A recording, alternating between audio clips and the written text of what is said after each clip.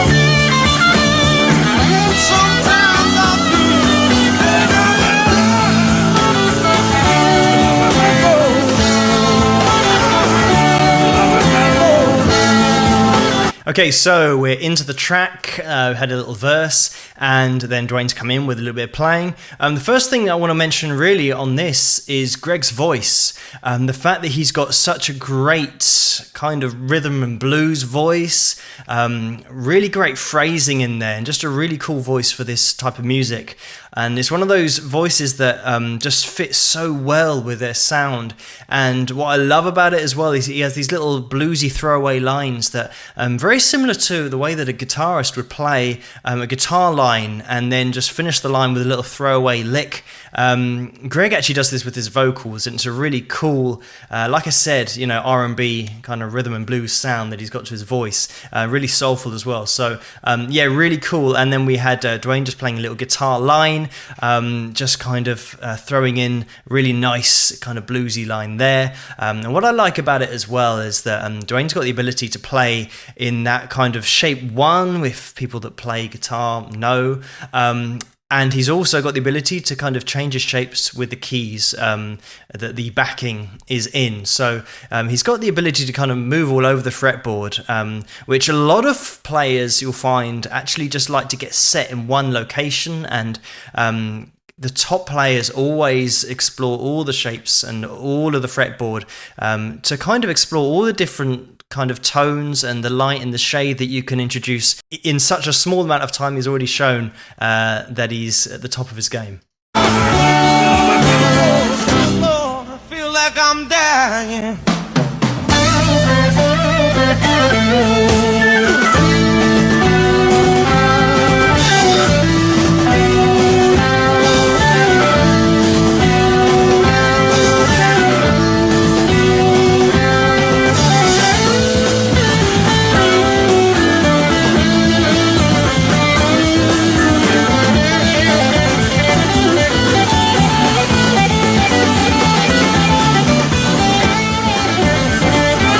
I'm just going to stop it there just because we can hear Duane's playing some really cool stuff, and it looks like this video has got that cameraman syndrome of looking at anyone who's not playing the main focus of the track at that time. So at the moment we've got a nice little guitar solo going on. It would be nice to see what's actually going on, but the cameraman is actually filming the drummer, but only the drummer's face.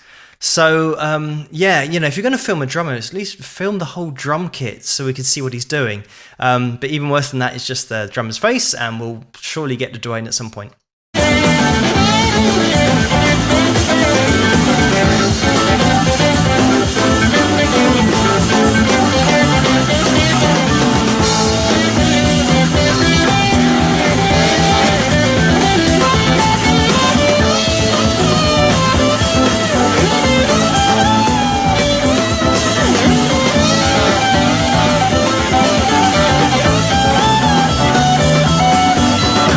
And as I said there, you can see the way that he kind of explores the neck and really gets the most out of this fretboard that he's got, and it's really nicely put together as well. He's got some really nice smooth slides that he ascends the neck with as well, and there's also some notes in there that aren't notes that you would kind of normally put in there. They're kind of, he hints towards that kind of minor key most of the time, but then he'll throw a little little bit of major scale in there, and it sounds really nice when players kind of throw that in there at the right time.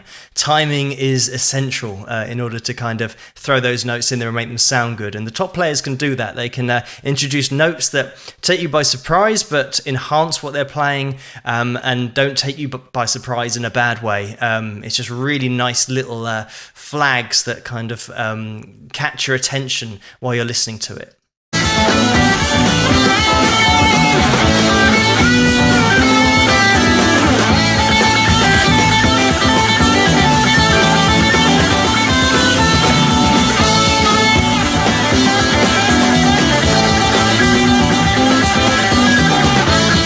And I just want to stop it at that point purely because also a lot of players feel like they have to play loads and loads and loads of different notes and just keep on playing lots and lots of different notes, thinking that that's kind of what people want to hear.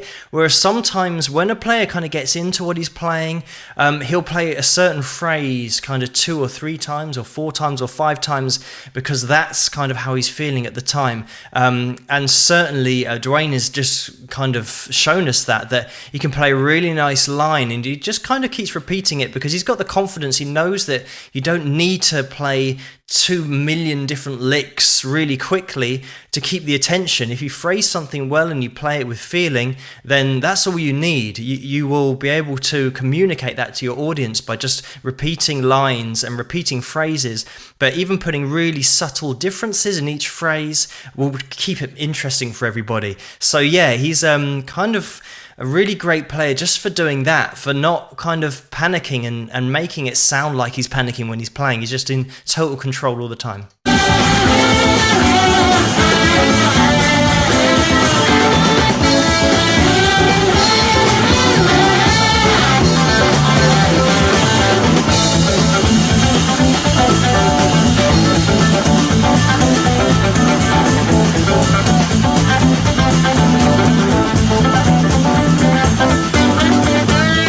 Just a quick word on dynamics. You can see here that he's brought in that palm muting, just playing a really nice, clean, palm muted little riff in there, just to give that light and shade to the solo that he's just played, where he's just kind of been playing without any muting at all and just letting the tone kind of do all the work, and then he's now brought it back to a little palm muting section. And I always say that back in kind of these days, back in the 70s, the top players always had clean tones, and even when it was a heavy tone back in the 70s, compared to nowadays, it wasn't heavy at all. There wasn't any gain on that lead sound. It's just a little touch kind of overdrive on there, and it's really impressive because all of those players back in the day, they sounded amazing and didn't have any crutches, and when I say that, I mean in terms of effects. A lot of players can have a massive array of effects to make them sound good or better than they are, whereas back the earlier you go, the cleaner the tones get. So you had to be properly good to sound good. There was absolutely no way of cheating the audience. I'm going to put the link to this in the description below. I suggest you guys check it out in its entirety as well, because Dickie Betts also does some lead stuff later on. Gregg's voice, like I said earlier, is just really great. I mean, he would be a great lead singer just on his own, but he plays some really nice keys as well.